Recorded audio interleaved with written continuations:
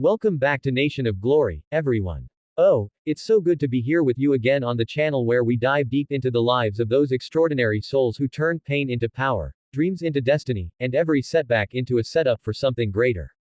Today, we're shining the spotlight on a woman whose story is like a heartbeat, strong, rhythmic, and full of that raw emotion that keeps you hooked from the first beat to the last. We're talking about Stephanie Hym Lee, the fierce, unapologetic force known to the world as Mia Yim, and now tearing it up in WWE as Michin. This isn't just a tale of body slams and championships, it's a journey of a mixed heritage girl from California who faced the world's judgments, survived the darkest storms of her personal life, and emerged as a beacon of strength for anyone who's ever felt like they didn't belong. From volleyball courts to the bright lights of SmackDown, from heartbreak to happily ever after, this is the full, heart-wrenching, uplifting story of Michin. Get comfortable, because we're about to walk through her world, feeling every high, every low, and that unbreakable spirit that makes her a true glory story. Let's begin. Picture a sunny day in Los Angeles, April 16, 1989. That's when Stephanie Hym Lee, yes, that's her birth name before marriage, entered the world, a beautiful blend of cultures with an African-American father and a Korean-American mother. Her dad was no ordinary guy, he served in the military and later became an FBI special agent, tackling heavy stuff like gangs, missing kids, and cyber threats.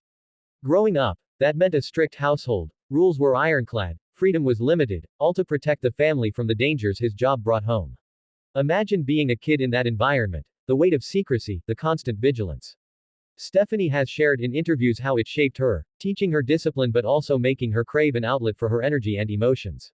Her mom, with her Korean roots, infused the home with traditions that made Stephanie proud of her heritage, even as she navigated the stares and questions about her mixed background. Who are you? Where do you fit? Those whispers followed her, but they only fueled her fire. As a teenager in Vienna, Virginia, where the family moved, Stephanie found her first passion on the volleyball court at James Madison High School. She was a star player, tall, athletic, with that explosive power that turned heads. Volleyball wasn't just a game, it was her escape, her way to channel the strictness at home into something positive. She earned a scholarship to Virginia Union University, where she majored in information technology while spiking balls and leading her team. But college life brought more than classes and games. She dated a guy who was deaf, and that's when she dove into learning sign language, becoming fluent and even working as a captionist for the deaf and hard of hearing. It's those little details that show her heart, always empathetic, always willing to bridge gaps. Yet, deep down, something was missing. Stephanie was a wrestling fan from childhood, glued to the TV watching larger-than-life heroes like Stone Cold Steve Austin and The Rock. This is me, she'd think, feeling that pull toward the ring's drama and athleticism. At 18, still in college, she made the bold move. She started training at a wrestling school in Manassas, Virginia. Training was no joke. 18 months under mentors like John Kerman, Christian York, and later Daisy Hayes at the Row Dojo, it was brutal. Balancing college, volleyball, and wrestling meant sleepless nights, sore muscles, and that constant doubt, can I really do this? But Stephanie thrived on the challenge. Her debut came on August 22, 2009, as Mia Yim, a name inspired by her Korean roots Mia, sounding like, beautiful child, in Korean. Billed from Fontana or San Diego, California, she stepped into indie rings with a fire that couldn't be extinguished. Early days were tough. Small crowds, low pay, long drives. She wrestled in promotions like Jersey All Pro Wrestling, facing women like Annie Social and Brittany Force. Losses stung, but each match built her. In 2010, she dipped into Combat Zone Wrestling as a manager for Adam Cole, playing his on-screen girlfriend.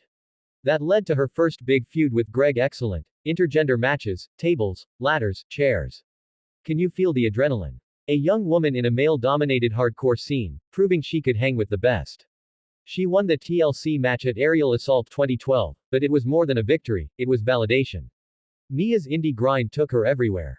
In 2011, she trained in Japan with Universal Women's Pro Wrestling Reina, absorbing lucha libre styles through ties to Mexico's CMLL. Imagine the culture shock, far from home, language barriers, but forging bonds that lasted a lifetime. Back stateside, she hit Shine Wrestling in 2012, debuting with a win over Sassy Steffi.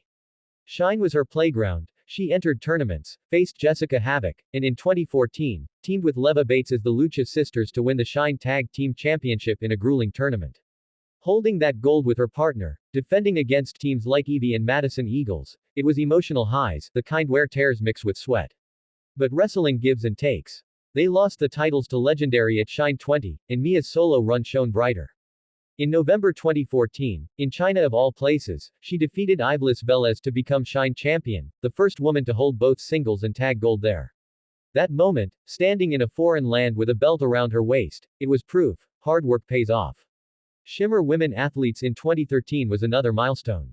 Debuting against Amazing Kong, talk about intimidating, but Mia held her own, even if she lost. Wins over Evie, Angie Sky, and Hikaru Shida built her representative. She challenged cheerleader Melissa for the Shimmer Championship at Volume 65, coming up short but earning respect. Full Impact Pro saw her in intergender action, managing and wrestling, even in TLC matches. These years were a whirlwind, but beneath the glory lurked personal storms. In 2013, Mia moved to Florida with wrestler Jay Rios, her boyfriend at the time. What started as love turned toxic, domestic abuse from 2013 to 2015, emotional and physical scars that could have broken anyone. She's been bravely open about it, painting her ring fingernail purple for the hashtag Put the Nail in It campaign with Safe Horizon, raising awareness. In 2016, she was named one of BBC's 100 Women for her advocacy. I felt trapped, worthless, she's shared, voice cracking in podcasts like Chasing Glory with Lillian Garcia. But leaving that relationship, that was her real championship win. It taught her resilience, turned her pain into purpose, inspiring survivors everywhere. If you're watching and you've been through something similar, know this, Mia's story says you can rise. By 2015, bigger stages called Total Nonstop Action Wrestling, now Impact, aired vignettes for her as Jade, part of the Dollhouse with Marty Bell and Taryn Terrell. Debuting on Impact, attacking officials, helping Terrell retain the Knockouts title, it was villainous fun. The Dollhouse dominated, but feuds with Gail Kim and Awesome Kong brought intense matches. In 2016, Jade won the TNA Knockouts Championship in a three-way against Kim and Madison Rayne. Defending against Rayne, feuding with Maria Kanellis who demanded she lay down, Jade refused, turning face in a blaze of defiance. Attacked by Sienna, she lost the title at Slammiversary, but her run included epic battles like Lethal Lockdown and Monsters Ball. By 2017, after a last knockout standing loss to Rosemary, she departed Impact, but not before leaving a legacy as a champion who fought with heart. WWE's radar picked her up in 2014 as a rosebud for Adam Rose, but the real entry was the 2017 Mae Young Classic. Defeating Sarah Logan in round 1, but falling to Shayna Baszler, still, she impressed. 2018's MYC was even better. Wins over Allison Kay and Caitlyn, quarterfinal loss to Toni Storm. Signed in September 2018, she debuted in NXT beating Aliyah. Feuds with Bianca Belair, those matches were fire, Mia's technical prowess against Belair's power. Challenging Baszler for the NXT Women's title at TakeOver, Toronto 2019, she came close but no cigar. Then the invasion for Survivor Series, selected for WarGames but attacked backstage by Dakota Kai, a betrayal that led to a grudge match loss. Teaming with Tegan Nox and Shotzi Blackheart, turning heel on Raw in 2020 is Reckoning and Retribution. Masked, chaotic, but the group fizzled. Retribution disbanded at Fastlane 2021, and after drafts and trades, WWE released her on November 4, 2021. That hit hard, dream job gone, uncertainty ahead. What now? She wondered, tears flowing in quiet moments. But warriors don't stay down. 2022 saw her return to the Indies at WrestleCon, beating Athena. Back to Impact at Under Siege, saving Taya Valkyrie, teaming in multi-woman matches, challenging for the Knockouts World title at Emergence. She lost, but it reignited her spark. Then, November 7, 2022, Raw exploded as Mia Yim returned, attacking Rhea Ripley, aligning with the OC against the Judgment Day. WarGames at Survivor Series. Her team won, a triumphant comeback. In February 2023, she became Michin, Korean for crazy, her mom's nickname for her wild energy. Drafted to SmackDown, she pinned Iyo Sky in a tag match, earning a title shot but losing at New Year's Revolution 2024. Qualified for a ladder match for the NXT Women's North American title, but fell short at Battleground. Reunited with the OC in June 2024, then that wild dumpster match win over Chelsea Green in October, trash cans, chaos, victory. In December 2024, she reached the final of the Women's United States Championship tournament but lost to Green at Saturday night's main event.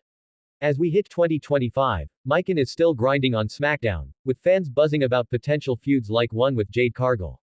Recent posts show her promoting events, sharing hardcore princess vibes, and connecting with supporters. She's in WWE games like 2K23, streams on Twitch's official Mia Yim with nearly 50k followers, even appeared in films like The Main Event and podcasts like the SPEAKEEZY. But the heart of her story. Her marriage to Keith Lee. Engaged in 2021, Wednesday, February 5, 2022, two wrestlers finding love amid the madness. He's my rock, she says, eyes lighting up. Together, they navigate the road, supporting each other's dreams. Michin's journey tugs at your soul because it's real. From a strict childhood blending cultures, to volleyball scholarships and IT degrees, to wrestling's brutal indies where she faced doubts about her look, her heritage. Surviving abuse, advocating for change, reclaiming her power. WWE releases couldn't dim her light, she rose again, fiercer. She's proof that, crazy, determination wins. For every fan feeling out of place, Michin whispers, embrace your mix, fight through the pain, and own your ring.